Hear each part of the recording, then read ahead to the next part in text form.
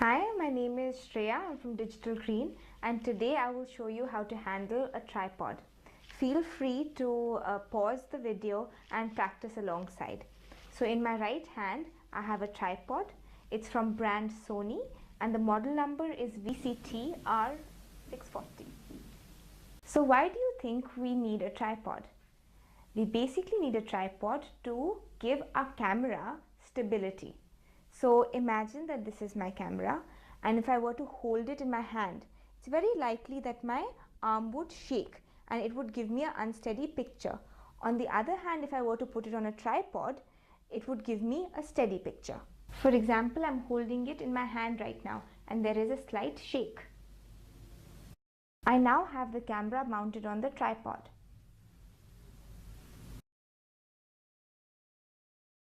So before we get into the functionality of the tripod, let's get into its parts. So a tripod can mainly be divided into two sections. You have the legs that provide stability and the head that helps with movement like panning and tilting. So let's talk about how the legs work. What I can first do is pull at the tripod to extend the three legs apart. I can also adjust the height of the leg. There are two locks here. I can open them up to adjust the height like this. I have to make sure to close the lock when I'm done. The same way I can do it for each of the legs. If I want to extend this further, I can open the second leg as well.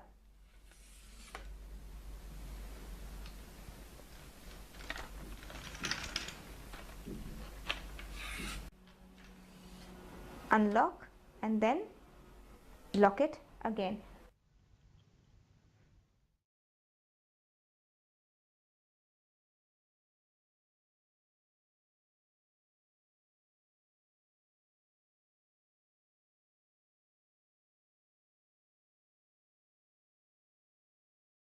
After we have set the tripod on the ground, the next step is to mount the camera. We put our camera onto this platform. It's called the quick release platform. It is secured onto the tripod with this lock. This is called the platform release lock. Now to remove this platform, I have to pull this lock gently, pull it out at an angle. Now if I want to put it back, I need to first make sure that I have pulled this at an angle. I have to adjust it into the groove and then gently push it until it is secure. So to attach my camera onto the platform, I will first remove it from the tripod. As you'll see here, there is a nut. Okay, on the platform we have a bolt. We will align the two and then tighten this. On the platform release, there's also a little elevation which is called an alignment pin. Now this is mainly used for those cameras that have an alignment hole, and it is to make sure that the camera doesn't just swirl off.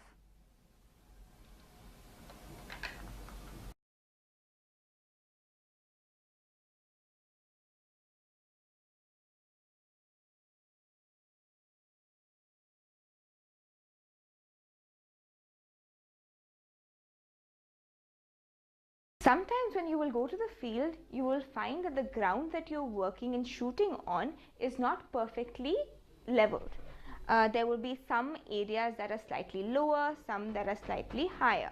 So imagine this, okay? If you have one area where you have a slightly elevated ground, what will you do? You can see here that the camera is on a slight slant. We want it horizontally aligned. Luckily, each leg can be adjusted independently. So what I can do is reduce the height of this particular leg and lock the leg. So how do we know that our camera is completely horizontally aligned? We can do this by checking the spirit level. If you see, there is a bubble in this little round knob. If the bubble is right at the center of the knob, we know that the camera is horizontally aligned. To align horizontally, we just need to adjust the legs independently. As you'll see right here, the bubble is at the center, meaning the camera is horizontally aligned.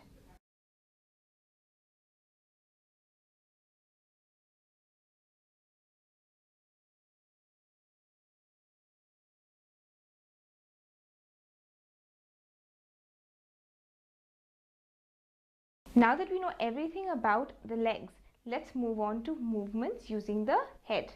There are three kinds of movements: lift, pan and tilt. So let's first learn about lifting. What is lifting? It is to increase or reduce the height of the head. So in order to lift, what do I do first? I first loosen this knob right here, which is called the elevator lock knob. So I loosen it, and then I will take this handle, it's called the crank handle, and turn it. As you can see, the height of the camera is increasing. I have to remember that I must tighten this knob after I have reached the desired level.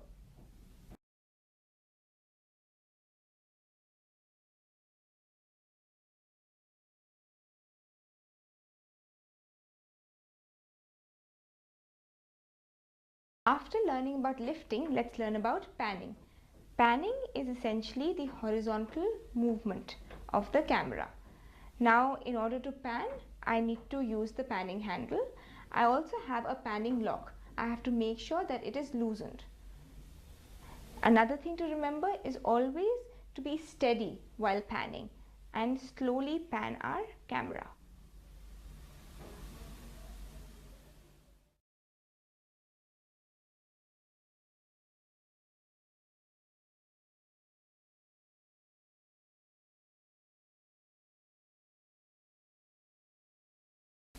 Now let's learn about tilting, our third kind of movement.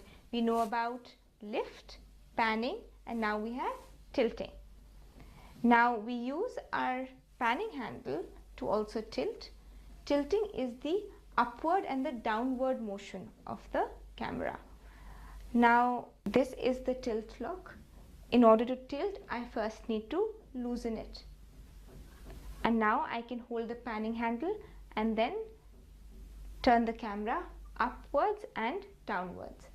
Another thing to remember is that we need to make sure that our panning and tilting locks are not too loose, because otherwise we will not have control. Neither should they be too tight, because then there will be jerks in the movement.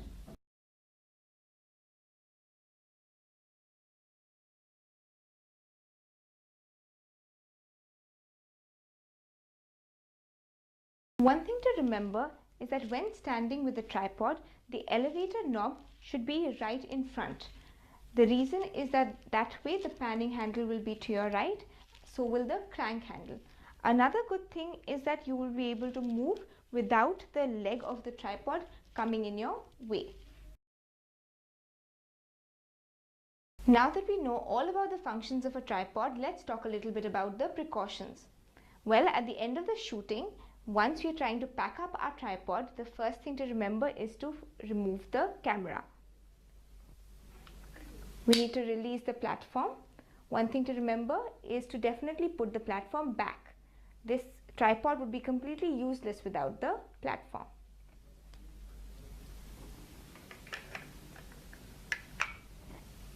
One thing to remember is to always wipe clean the tripod before packing, especially the bottom portion where it tends to get dirty the most. At the time of packing, we also have to make sure to lower the head. First I loosen the knob and then I use the crank handle. Then I bring up the brace ring and bring in the legs.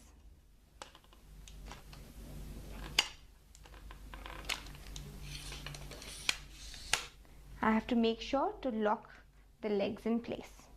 I will then loosen the knobs, bring in the handle as well as the crank handle, and I should remember to always tighten the knobs. I can now place this tripod into my carry bag.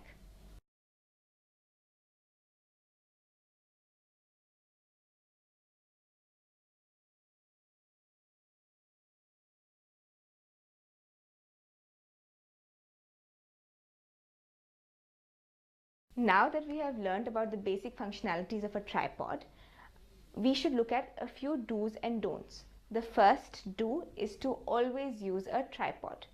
Sometimes we may feel that we are being very steady using our hand. We may even review in the camera and find that there are no shakes. But once we view it on a large screen, we will see that it is unsteady and that there are shakes. We need to remember to pull the legs apart, make sure that the braces go down the center column. If we don't, then what can happen is that the tripod can fold and then fall over. Another thing, please remember to be gentle with these locks. Also remember that always lock these legs. If we don't, the tripod may topple over. Always make sure that the bubble is right at the center, especially when we move the tripod around. It's always important to tighten these knobs when packing, because it's possible if you don't tighten it, we may lose them.